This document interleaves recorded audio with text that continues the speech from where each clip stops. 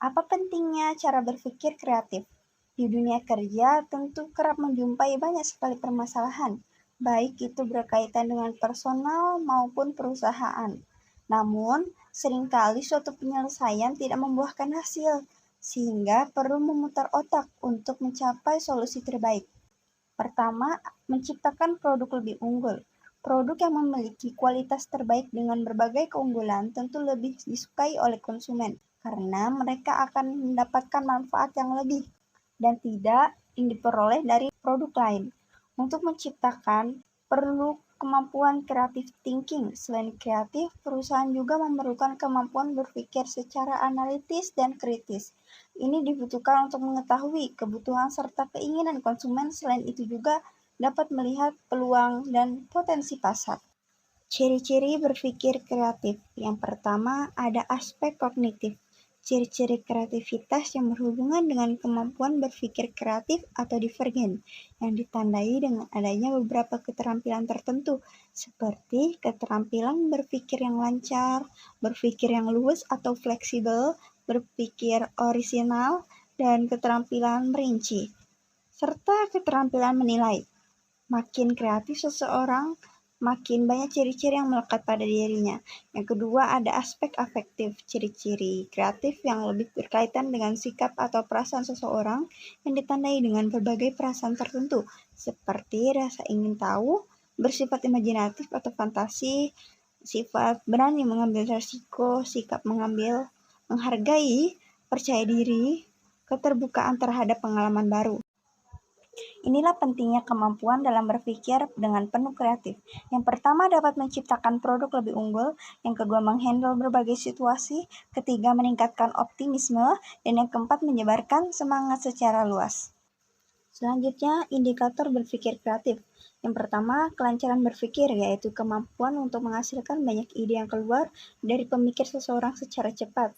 Dalam kelancaran berpikir, yang ditekankan adalah kualitas dan kuantitas. Yang kedua, keluasan berpikir, yaitu kemampuan untuk memproduksi sejumlah ide, jawaban-jawaban atau pertanyaan-pertanyaan bervariasi, dapat menghasilkan suatu masalah dari sudut pandang yang berbeda-beda, mencari alternatif atau arah yang berbeda, serta mampu menggunakan bermacam-macam pendekatan atau cara pemikiran.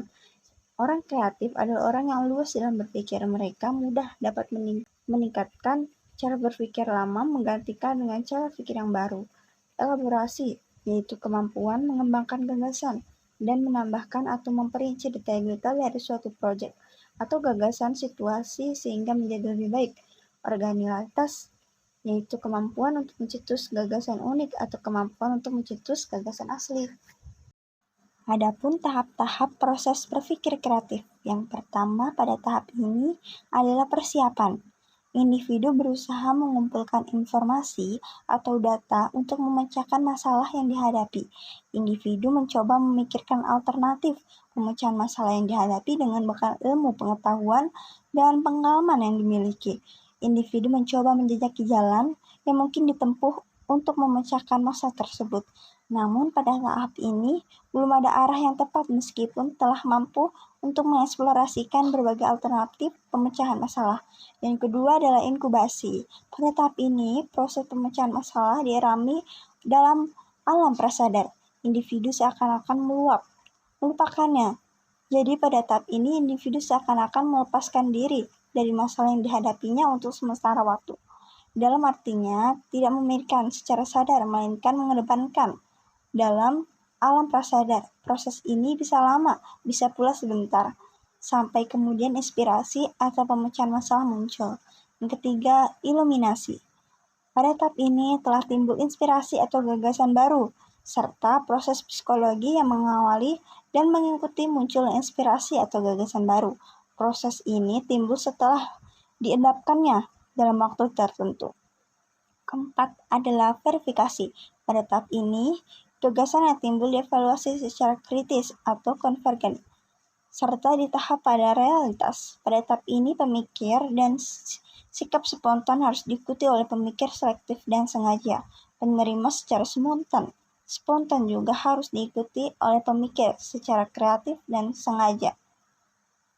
Penerimaan secara total harus diikuti oleh hati-hati, dan imajinasi diikuti oleh penguji yang realitas.